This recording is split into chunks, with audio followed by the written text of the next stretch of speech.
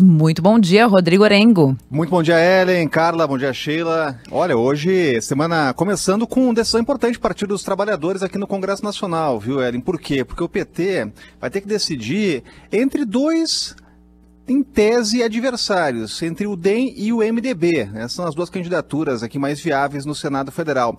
O candidato que, por enquanto, tem mais apoio é Rodrigo Pacheco, que é do DEM, tem o apoio do Davi Alcolumbre, do presidente do Senado Federal, é do partido dele e está buscando, inclusive, influência, apoio do governo federal. É interessante ver essas disputas internas no Congresso Nacional, porque elas são algo à parte, né? Porque a gente está vendo o PT apoiando o MDB lá na Câmara e tem uma resistência interna do partido de apoiar, por exemplo, a maior bancada do Senado Federal, que é também do MDB. Por quê? Porque tem, claro, um trauma aí do Partido dos Trabalhadores. Na época do impeachment da presidente Dilma Rousseff, tinha lá o Eduardo Cunha na presidência da Câmara e tinha o Renan Calheiros na presidência do Senado. O Congresso era dominado pelo MDB, o partido do ex-presidente Michel Temer.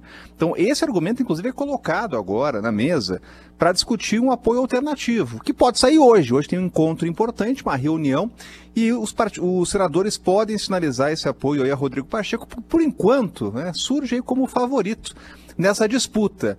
O MDB, que é a maior bancada, não decidiu ainda quem vai lançar aí como candidato à presidência do Senado. Tem uma tradição antiga do Senado Federal de que sempre o maior partido acaba ocupando aí a cadeira de presidente do Senado, presidente do Congresso, mas por enquanto não indicou, o que faz realmente o partido perder apoio, perder adesões, né? Então, é uma semana que começa já com essa decisão importante e também com os parlamentares aparando algumas arestas ali entre o PT e o candidato do presidente da Câmara, Rodrigo Maia, que é Baleia Rossi. Lá na Câmara já tem esse apoio formal ao MDB, só que deu um atrito aí no fim de semana pelo seguinte: Baleia Rossi disse que o impeachment hoje do presidente Jair Bolsonaro, ou um processo de impeachment, iniciar um processo de impeachment, traria instabilidade para o Brasil, né? E a presidente do PT, Gleisi Hoffmann, reagiu muito irritada porque esse teria sido um compromisso lá para o apoio do Baleia Rossi, não sentar em cima de processos de impeachment, para a gente ver como essas posições no Congresso elas são importantes. O presidente da Câmara é quem tem a decisão, a prerrogativa dele, se coloca para andar ou não processos de impeachment. Já chegaram vários na cadeira lá, ou na mesa, no gabinete do presidente Rodrigo Maia, ele não deu seguimento a nenhum e cabe apenas a ele. Por isso que essas posições no Congresso são vistas com tanta atenção. Portanto, semana começando com decisão importante dentro da bancada do PT no Senado.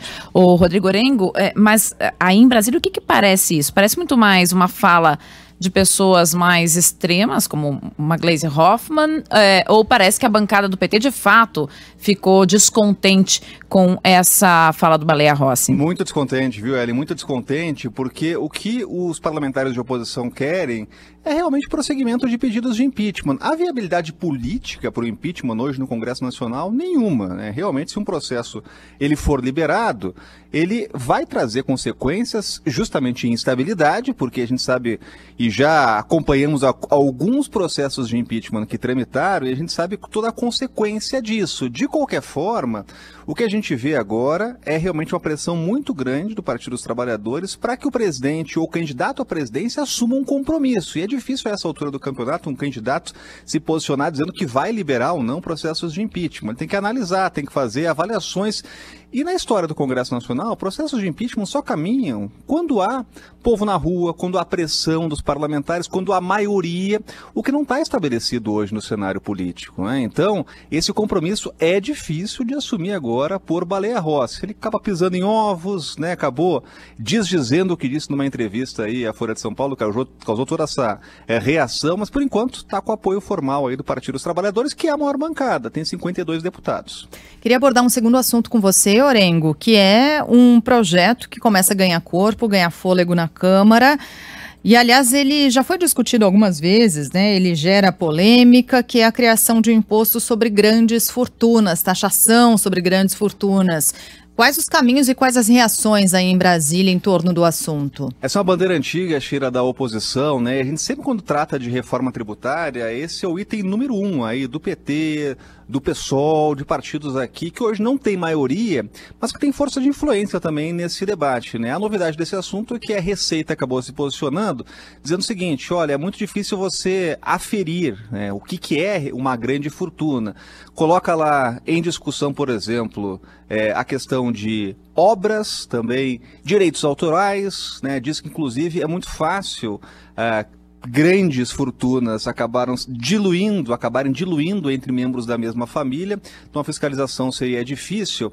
Esse é um assunto que está aí na pauta para discussão na reforma tributária. Tem que ir para discussão, para votação. Esse é um assunto que vai ser debatido neste ano. A gente não viu ainda compromissos sendo assumidos aí pelos candidatos à presidência da Câmara e do Senado sobre esse tema, mas é uma bandeira da oposição, né, que sempre bateu nessa tecla. Mas hoje a avaliação do Ministério da Economia e do próprio ministro Paulo Guedes é que insistir com esse tema pode causar uma fuga de investidores. É aquela coisa, quem tem muito dinheiro que poderia investir no Brasil poderia procurar outros lugares com taxações menores, né, se realmente os parlamentares decidirem taxar grandes fortunas. Mas esse é um assunto para debater agora na reforma tributária, que finalmente tem que ir para discussão e votação. Reforma tributária e reforma administrativa, pelo menos esses compromissos de debates desses grandes temas já estão assumidos aí pelos principais candidatos aqui na Câmara e no Senado. Para mim, esse pessoal aí das grandes fortunas é um bando de invisíveis, como diria o ministro da Economia, sobre as pessoas normais, né, da nossa bolha aqui do dia a dia, viu, Rodrigo Orengo? Nem conheço, nunca vi, nem ouvi, né, só ouço falar.